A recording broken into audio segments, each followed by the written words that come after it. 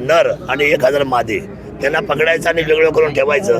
आणि त्याच्यामध्ये आपण सगळ्यांनी निश्चिंतपणे आपण शाश्वतपणे सर्वसामान्य जनतेला आपण संरक्षण द्यायचं अशी भावना याच्या पाठीमागं आहे.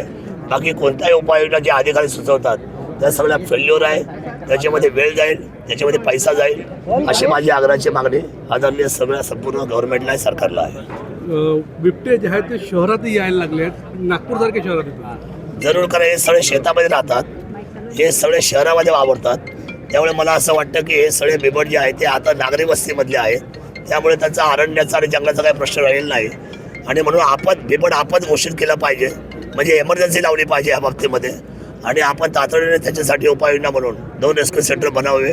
त्यामुळे हा जंगलाचा विषय राहिलेला नाही, हा केवळ आता नागरी वस्ती आणि जिथे रहिवाशीला राहतात तिथं शेते आहेत तिथेच हा राहतो, तिथेच तो आढळतो. 100% आपल्याला त्याला आयडेंटिफाय करून त्याला सांभाळणं, त्याला आतमध्ये टाकणं, त्याला जेरबंद करणं ही एकमेव त्यावेळची उपाययोजना आहे. आपल्यासोबत आमदार शरद